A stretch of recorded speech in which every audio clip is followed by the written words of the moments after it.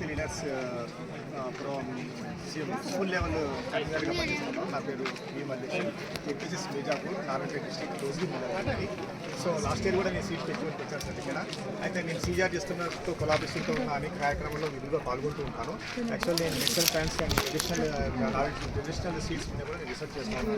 So దానికోసం ఏమైందంటే ఇక్కడ ఇప్పుడు ఈరోజు ఏర్పాటు చేసిన ఈ యొక్క సీడ్ ఫెస్టివల్ అనేది చాలా ఇంపార్టెంట్గా ఉంది. నాకు చాలా ఎంతో ఉపయోగకరంగా కూడా పడింది. దేశంలోని వివిధ ప్రాంతాల నుంచి అనేక రాష్ట్రాల నుంచి రైతులు, విత్తన సంరక్షకులు, పరిశోధకులు వాళ్ళందరూ కూడా ఇక్కడ వచ్చి వాళ్ళు ప్రదర్శన పెట్టారు. ఇక్కడ రకరకాల సీడ్స్ ఇంతవరకు నేను దాదాపు నాకు 57 ఏళ్ళు ఉన్నాయి. ఇంతవరకు చూడండి అనేక రకాల కొత్త విత్తనాలను చూశాను. నేను చూడండి అంటే 58 కాలాల కింద ఉన్న విత్తనాలు కూడా వీళ్ళు ఇక్కడ ప్రదర్శించారు. చాలా రాష్ట్రాల నుంచి వచ్చాయి అనేక రకాల విత్తనాలు అనమాట. కందగడ్డ ఎంత పెద్దగా ఉంది ఒకేసారి. సో మనం చూస్తున్నాము.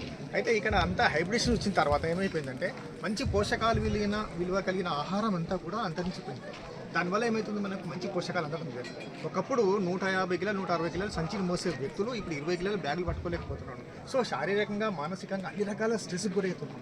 సో ఈ ఆధునిక యుగం లోపల మనకు మంచి ఆహారం అనేది అవసరం. భారతదేశంలో ఉన్నంత వనరులు భారతదేశంలో స్వచ్ఛమైన ఆహారం ఎక్కడ ఉండేది కాదు ఒకప్పుడు. సో మనం కూడా పాశ్చాత్య నాగరికత అలవాటు పడిన తర్వాత ఈ విత్తనాలన్నీ కూడా అంతరించిపోయినాయి. చాలా రకాల విత్తనాలు అంతరించిపోయినాయి. ఆ యొక్క సీడ్స్ లేకుండా పోయినాయి. ఒక బీరకాయ, ఒక వంకాయ, ఒక టమాటా అనేది కూడా మంచి పోషకాల విలువలు కలిగినాయి. న్యాచురల్గా పండేటివి, తక్కువ నీటితో పండేటివి, అన్ని రకాల నేలలో పండేటివి, అనేక రకాల విత్తనాలు మనం కోల్పోయినాం ఇప్పటికే. సో ఈ విధంగా రైతులతో తీసుకొని వచ్చి అప్పటి విత్తనాలు అప్పుడున్న రైతులతోని వాళ్ళతో ఇంటరాక్ట్ చేయించడము, రైతులకు పరస్పరంగా విత్తనాలు షేర్ చేసుకునే అవకాశం కల్పించడము, విత్తనాలను చూసే అవకాశం కల్పించడం, విత్తనాలను కొనుక్కొని మనం కూడా సాగు చేసుకునే అవకాశం కల్పించడము, ఆర్గానిక్ ఫార్మింగ్ పట్ల మనము ఆసక్తి చూపే విధంగా మనకు వాళ్ళు ప్రోత్సాహాలు ఇస్తున్నారు. మంచి వాళ్ళకి కొన్ని ఫోన్ నెంబర్స్ కూడా ఇస్తున్నారు. అంటే మనకు మనకి వీటి ప్రోత్సహించడానికి CGR అండ్ ఈ భారతీయ స్వరాజ్ మంచి రెండు ఏర్పాటు చేసిన సీడ్ ఫెస్టివల్ చాలా అద్భుతంగా ఉంది. సో ఇటువంటి సీడ్ ఫెస్టివల్స్ వల్ల రావడం అనేది తప్పకుండా రావాలి. ఇటువంటి చాలా అరుదుగలుగుతాయి. సో విత్తనాల పండుగ అంటే నిజంగా విత్తన పండుగ అనేది ఇది రెండోసారి ఏర్పడింది. లాస్ట్ టైం కూడా నేను వచ్చాను. అంతకన్నా ఎక్కువగా ఇక్కడ అద్భుతంగా ఈసారి ఏర్పాట్లు ఉన్నాయి. సో విత్తన పండుగ అంటే ఒక ఫెస్టివల్ అనుకోండి. సీడ్ ఫెస్టివలే అట్లే అద్భుతంగా అనిపిస్తూ ఉంది.